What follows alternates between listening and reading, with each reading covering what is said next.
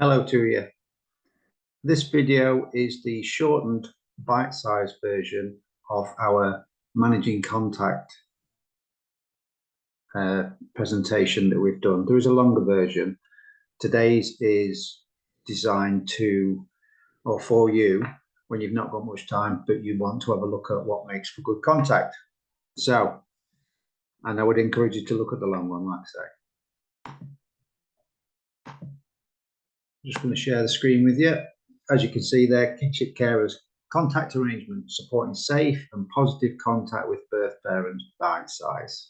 So my name is Craig Knowles and I'm the kinship worker for Bitesize.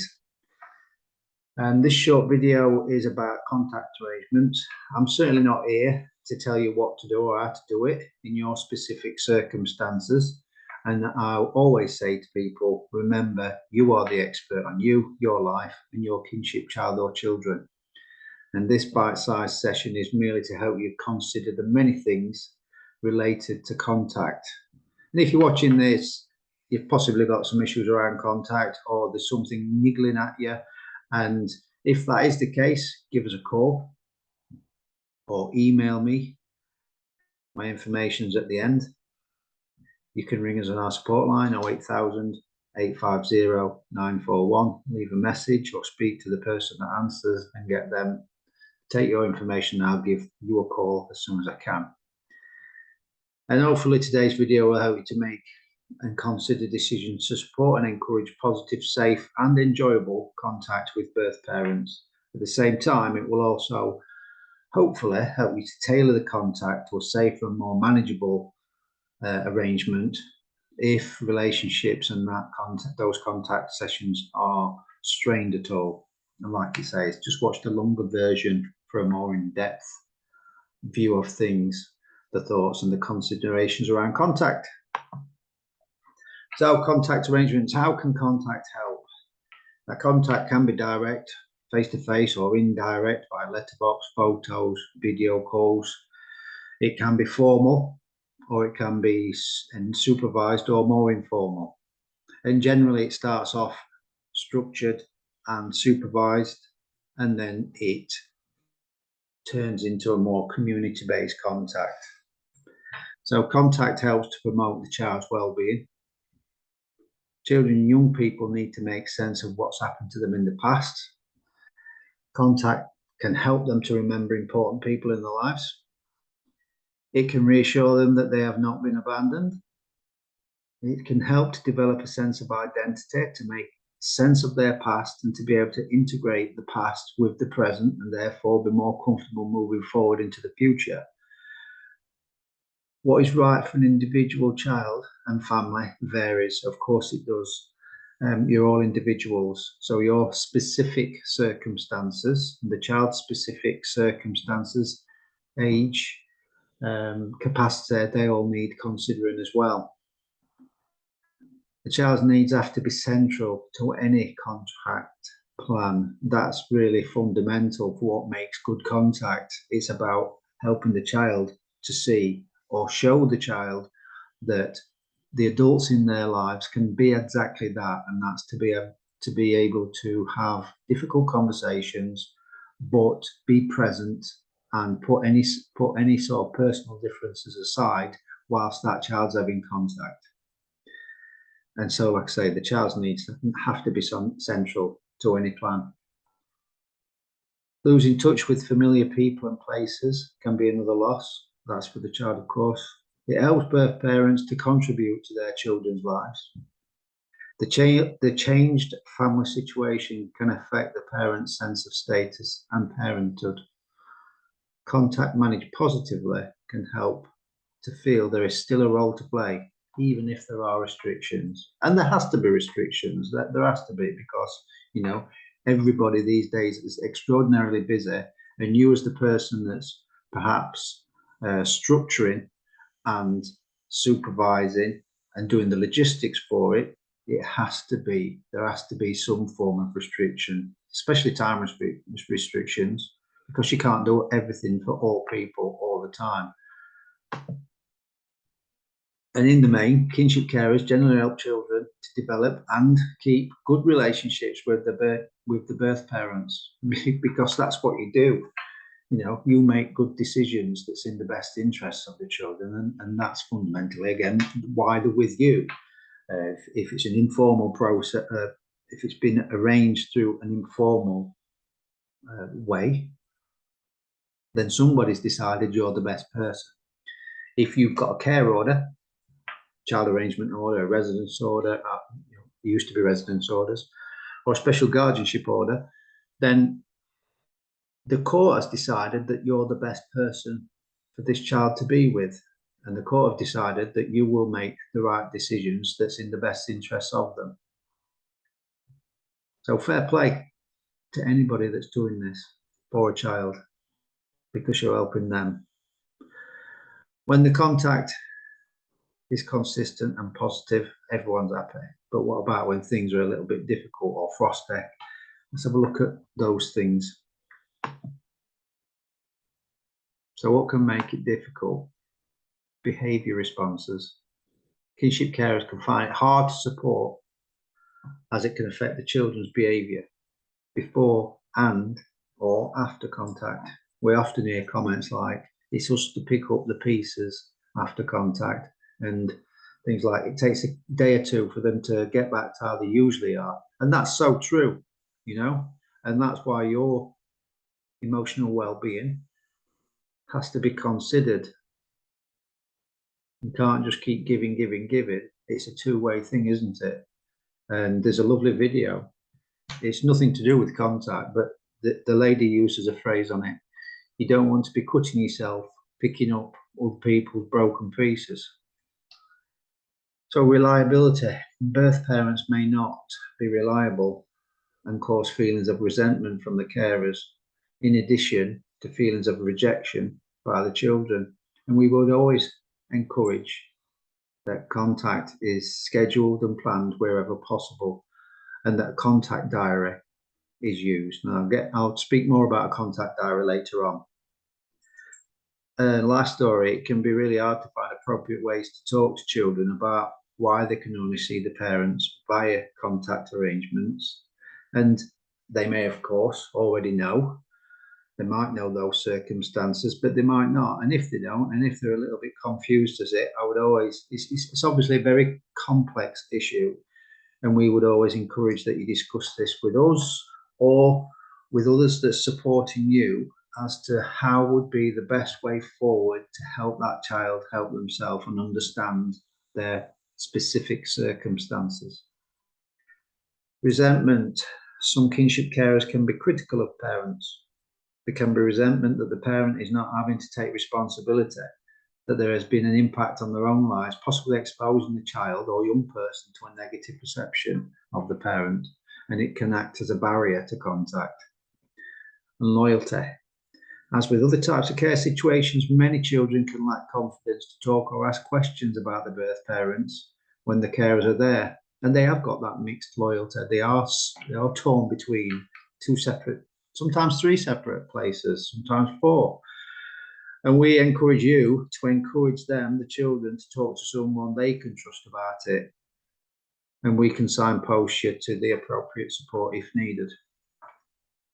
And protection, concern about the risk posed by contact with the birth parents and the need for safety planning. And obviously safety planning is fundamental. And when it comes to safety planning and contact, again, my own personal thoughts and professional thoughts are that contact should be outside of your home in a different place, because your home has to be your sanctuary, and that's where safety is. And you can govern what happens within your own home. And for some people, yeah, obviously it is okay for birth parents to have the contact there. So I'm not saying it's wrong. I'm just saying that generally contact elsewhere is a good thing. So what should contact be like? It should be purposeful. Kinship carers should consider the purpose of contact and the well-being of the child. If you still have a social worker involved, discuss any thoughts you have with them. If you don't, and you're getting support back from us, and discuss it with us.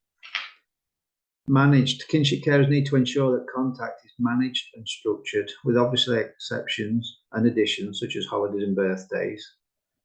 That way both sides know when it will happen, and it does help to manage possible fallout and consequences.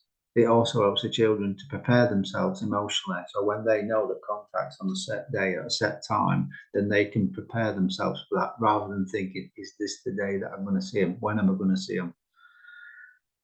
It needs to be age appropriate. The type of contact needs to consider the needs of the child and may change over time. And again, the longer version of this speaks more about the different age groups.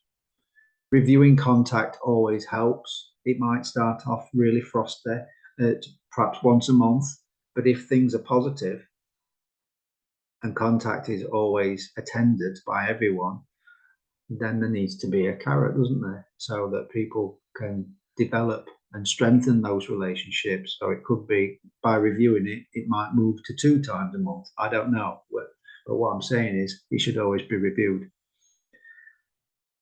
We would always, like I say, the contact diary, write negative contact in red and positive in blue to help you to reflect and tailor ongoing contact accordingly. It also helps in legal cases. I'll echo that sentiment later on as well.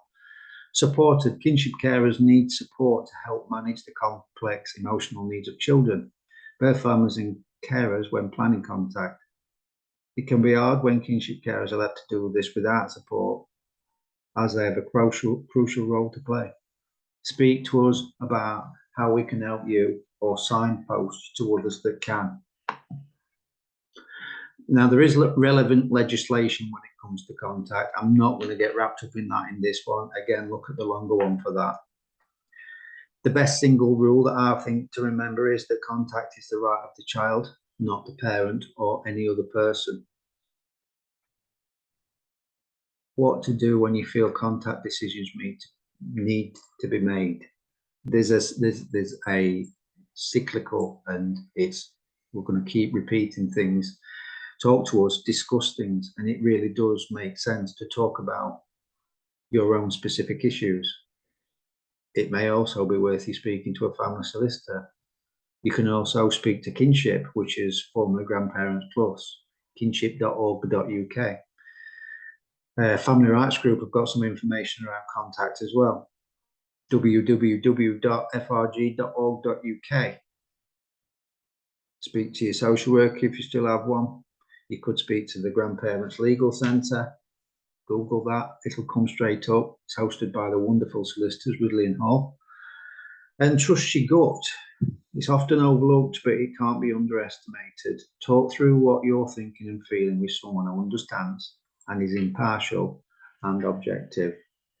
And again, I would say that's us, because we've been doing it a while and we can help you to help yourself. So what would safe contact arrangements look like? Where? Consider the best place, the best environment. Contact can be supervised, facilitated, or unsupervised. It may take place at a contact centre, but generally that does fizzle out and it becomes in a public place. And like I said earlier, it's saying it at a home of the kinship carer. This is often not appropriate, as the family home needs to be the sanctuary. Birth parents or another family member. It needs to be a child-friendly and stimulating environment, and it needs to take into account any cultural sensitivity, plus learning needs sensitivity, and age appropriate. There needs to be a commitment to maximum safety. When? Focus on the child's needs. You know the child they care for best, their routines, their clubs, their classes. So don't be afraid to say no to parents if they're choosing a date and time when they're actually going to something that they go to regularly. You know, we have to work through and around things, be flexible wherever possible, but also stick to routine. Kids love routine and need routine. So make sure wherever possible, contact takes place outside of these things, so that contact isn't seen as taking something else away. Wherever possible, it should be something to look forward to and not dread. If it is becoming the latter, then obviously this needs discussing with all parties to see what can be changed. And again, if it can't be discussed with all parties, then you can discuss it with someone else to see what you think you can do in order to make things better. And how do you risk assess a situation and who can help? We can help, social care can help if they're still involved, CAFCAS if they're involved, legal advisors, police, family, friends, and obviously internet research. There's a lot of information out there on what makes for good contact and safe contact. Managing tension and uncertainty. Many kinship carers are not clear about the role they will be playing. The child can also be anxious about it. It can lead to tension. If a parent does not feel useful, they might disengage and opt out of the process. So what can help? All adult parties need to feel valued and respected and to be clear about their role. The purpose of contact needs to be made clear. It is primarily about the well-being and needs of the child and young person. It's not about the birth parent and it's not about the kinship carer. It's about the young person. If this isn't something that's difficult, then perhaps think about mediation. Speak to a professional confidentially who can help. Think about possibly having a family group session with services. Overcoming concerns that the carer's attitude towards the parent would be picked up by the child or young person, so consider that. Overcoming negative attitudes towards each other, much easier said than done, but it's worth considering. There are carer support groups. We run them every single week across the county. And these things can be discussed with us if necessary to find the right balance for you. Just a few more things to consider on this bite-sized one. There's different types of contact and consideration. Letterbox contact is often used in situations when direct contact is not appropriate or it may be potentially harmful.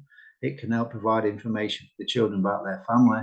It can also be something to treasure later. Video contact is also used in these situations for the same reasons. It might not be appropriate or potentially harmful, but it still helps parents and children see each other. And if things become inappropriate whilst on a video call, it's easier to just hang up. So you're in control. The age of the child is sometimes a factor. Watch the longer version on these considerations. The same for the contact with siblings and the extra needs. The child might have extra needs. So there are more things to consider. So have a look at the longer one. But for you, it's about what's right for the child and what's realistic for you to be able to do and how balanced it is. I'm touching on the contact diary again here. And it doesn't have to be anything special. It can be just a normal notepad with the dates and times. And like I've said a couple of times already in this, if you write the positive things down in blue or green and the negative things in red, and perhaps some bullet points as to what made it good and bad, that's going to be a good reflective tool for you. And also, if there are any court proceedings that may arise later, then you've got some evidence to be able to consider to pass on to the people that will know what best to do with that. And finally, what I would say is you're doing your best, and time is precious. It is so precious. So in order for you to be okay, you can't hold the full responsibility of making contact happen. It's a two-way contract and it has to be balanced. And if the other side's not pulling their weight or doing what you think they should be doing in order for the best interest of the child, then it's okay for you to say, well, I'm making it less. Or it's okay for you to say, then I'm going to stop contact until things are positive, because I'm not going to be the one that keeps picking up the pieces, and I can't allow any more negative experiences to happen to this child. They're damaged enough and we need to protect them. So I don't want that to sound like I'm being hard towards parents. I'm just saying what I think is right in order for children to be okay. If you find anything helpful and you want to feedback, then there's my contact information. If you think this short video needs changing for whatever reason, again, feedback to me. I'm always happy to change things to make things better for you guys. Okay. I hope that some of that has been useful for you. I hope that you can take on board some of that. And I will see you at a group or whenever. You take care, and I'll see you again soon.